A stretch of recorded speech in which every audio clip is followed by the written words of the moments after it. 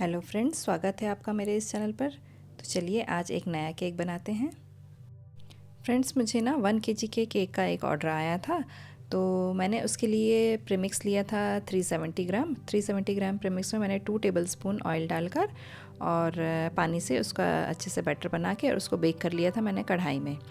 और बेक करने के बाद फिर मैंने उसे ठंडा किया और उसके बाद 3 लेयर्स में मैंने उसको कट कर लिया। और इस तरीके से मैंने ये फर्स्ट लेयर ली है और उसको मैंने सोक कर लिया है। ये मुझे बटर स्कॉच फ्लेवर का बनाना था, तो मैंने पानी में थोड़ा सा बटर स्कॉच क्रश डाला और इस तरीके से ये हमारा शुगर सिरप तैयार हो गया। और मैंने हल्का हल्का सोक किया, बहुत ज़्यादा सोक मैंने नहीं किया है क्योंकि हमारा जो स्पंज था वो ऑलरेडी बहुत ज़्यादा सॉफ्ट था। तो अगर स्पंज बहुत ज़्यादा अगर हार्ड हो जाता है तभी हमें सोकिंग की ज़रूरत पड़ती है, अदरवाइज़ हम सोकिंग बहुत ज़्यादा नहीं करते, एकदम हल्की हल्की करते हैं। उसके बाद फिर मैंने जो 1 kg के केक के लिए मैं 400 ग्राम क्रीम जो है वो मैं बीट कर लेती हूँ और उससे 400 ग्राम क्रीम जो है वो सफिशेंट हो जाती है। और थोड़ा बहुत कम ज़्यादा होता है, अगर हमें नोज़ल वर्क बहुत ज़्यादा करना है तो थोड़ी ज़्यादा लगती है, अदरवाइज़ हो जाती है, उससे बच ही जाती है। तो इस तरीके से मैंने सोक करके एक लेयर क्रीम की लगाई और उसमें क्रश डाल के उसको वहीं पर मिक्स करके और प्लेन कर दिया। उसके ऊपर फिर मैंने ये दूसरी लेयर जो ऊपर वाली लेयर रहती है उसको मैंने डाउन करके लगाई है। और इस तरीके से फिर उसको ये जो क्रीम जो मैं भर रही हूँ ना बीच में सेंटर में, दोनों जो बेस हैं उसमें क्रीम अच्छे से डाल के, ताकि हमें जो बेस को सपोर्ट मिल जाए एक, ताकि हम सोक करें तो फिर वो बहुत ज़्यादा हैवी ना हो जाए और लटक ना जाए जो हमारा स्पंज है वो। तो पहले हम बेस को जो है वो हम क्रीम से उसको बेस दे देते हैं, उसके बाद फिर हम उसकी सोकिंग करते हैं। फिर वैसे ही हमें सोकिंग थोड़ा कम ही करना है। और उसके बाद फिर दूसरी जो लेयर है क्रीम की वो मैंने डाली और इसमें इस तरीके से मैंने क्रश डाला है, बटर स्कॉच क्रश। और बटर स्कॉच क्रश डालने के बाद फिर मैं इस तरीके से लेयर को फैला दे रही हूँ, क्रीम की एक लेयर को। और क्रीम की लेयर हमें कैसे रखना है, कम ज़्यादा, ये हम पर डिपेंड करता है और कस्टमर पर डिपेंड करता है कि उन्हें बहुत ज़्यादा क्रीम चाहिए या फिर नहीं चाहिए। अगर उन्हें ज़्यादा क्रीमी नहीं चाहिए है तो फिर हम स्पंज का वेट ज़्यादा कर देते हैं और क्रीम का वेट थोड़ा कम कर देते हैं। और इस तरीके से फिर ये जो लास्ट वाली लेयर है ये मैंने रखा है और हम ध्यान से देख लेंगे कि बराबर है या नहीं चारों तरफ से। और इस तरीके से फिर जो एक्स्ट्रा क्रीम जो साइड में निकली हुई थी उसको ही मैं जो हमारा जो स्पंज है उस पर हम लगा देंगे। और इस तरीके से ये हमारी क्रम कोटिंग हो जाएगी। क्रम कोटिंग करना बहुत ज़्यादा ज़रूरी है, अगर क्रम निकले तो फिर फाइनल लेयर में वो क्रम्स दिखाई देंगे और उतनी फिनिशिंग नहीं दिखती, फिर प्रोफेशनली फिर केक जो है ना वो उतना अच्छा देखने में नहीं लगता है। इसलिए क्रम कोटिंग करना बहुत ज़्यादा ज़रूरी है। इसमें बहुत ज़्यादा हमको क्रीम का यूज़ नहीं करना है, हल्का सा बस ये कि क्रीम के जो क्रम्स हैं वो अंदर दब जाएँ, बस इतना ही हमें क्रम कोट करना है। और इस तरीके से मैंने ऊपर वाली लेयर जो थी उसको भी थोड़ा सा सोक कर लिया है, बहुत ज़्यादा इसको भी सोक नहीं करेंगे। और इस तरीके से सोक करने के बाद हल्की सी क्रीम लेके और ऊपर वाला जो लेयर है उस पर भी हम लगा देंगे और उसको अच्छे से फैला देंगे। और अच्छे से फैलाने के बाद जो है मैं इसको बेस में ट्रांसफ़र करती हूँ कि जो केक है ना हमारा क्रम कोटेड जो केक है उसको बेस में ट्रांसफ़र करके, और मैं आधे घंटे, कम से कम आधे घंटे के लिए मैं फ्रिज में रख देती हूँ, ताकि ये जो क्रम से अंदर से दब जाए और जो क्रीम है वो अच्छे से सेट हो जाए। और आधा घंटे के बाद ही मैं निकाल के और फिर इसको फ़ाइनल कोटिंग करती हूँ। अगर बहुत ज़्यादा जल्दी है तो फिर मैं 10 मिनट के लिए रख देती हूँ, मगर फ्रिज में ज़रूर रखती हूँ मैं थोड़े टाइम के लिए। फिर मुझे ये एक बॉय के लिए बनाना था केक, तो फिर इसमें मैंने ब्लू कलर की क्रीम यूज़ की है। और ये मैंने ना, क्या हुआ कि वीडियो ऑन करना ही भूल गई, तो फिर जो क्रम कोट वाला जो वीडियो है वो आया ही नहीं उसमें।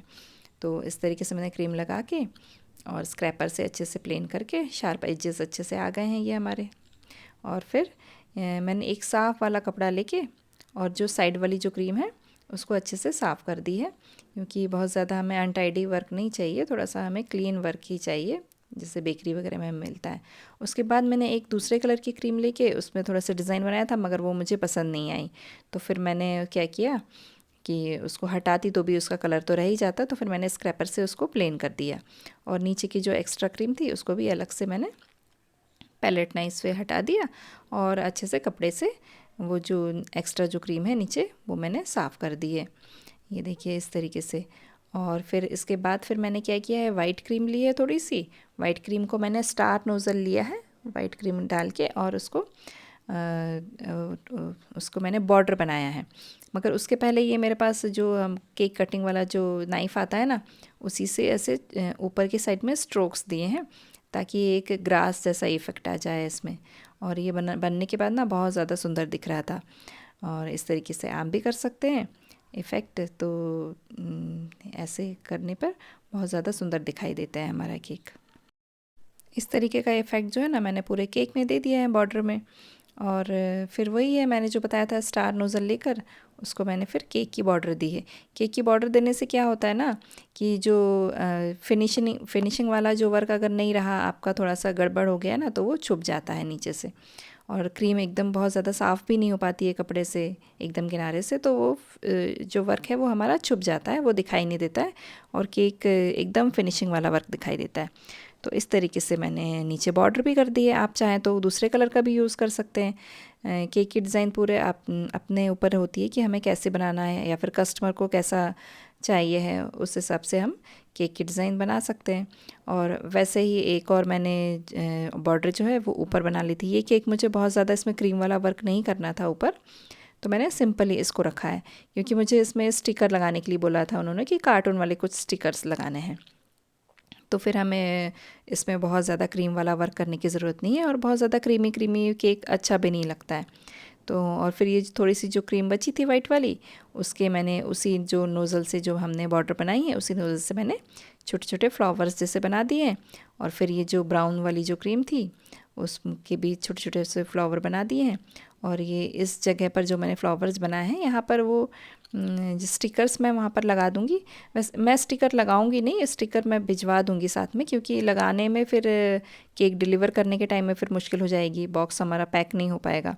इसलिए फिर मैं स्टिकर्स ऐसे ही अलग से दे दूँगी, और वो वहाँ पर असेंबल कर लेंगे कस्टमर जो है हमारे। तो इस तरीके के ये स्टिकर्स हैं कुछ मेरे पास में। ये जंगल थीम के कुछ स्टिकर्स हैं, रैबिट वगैरह कुछ बने हैं, तो ये 4-5 स्टिकर्स हैं। तो ये पूरा सेट आया है, तो मैं ये उनको दे दूँगी साथ में। और फिर मैं उस पर नाम लिख देती हूँ, और नाम जो है उनका बच्चे का वो मैंने लिख दिया है। और हैप्पी बर्थडे लिखने की ज़रूरत नहीं, क्योंकि स्टिकर्स जो हैं उसी में ऑलरेडी हैप्पी बर्थडे लिखा हुआ है, तो मैंने अलग से उसमें लिखना ज़रूरी नहीं समझा, इसलिए मैंने नहीं लिखा है। आप चाहें तो लिख भी सकते हैं। वैसे तो स्टिकर्स आते हैं तो ज़रूरत नहीं रहती है हैप्पी बर्थडे लिखने की। और ये केक जो हमारा सिंपल एंड सोबर बन के तैयार है। और कुछ लास्ट में मैंने स्प्रिंकल्स थे मेरे पास कलर्ड वाले, तो बच्चों को देखने में बहुत अच्छे लगते हैं, तो फिर ये मैंने उस पर स्प्रिंकल कर दिए हैं। और ये देखिए हमारा केक एकदम सिंपल एंड सोबर बन के तैयार हो गया है, बहुत ज़्यादा सुंदर दिखाई दे रहा है। और इस तरीके से हमारा केक ये हो गया है रेडी, डिलीवरी के लिए तैयार है।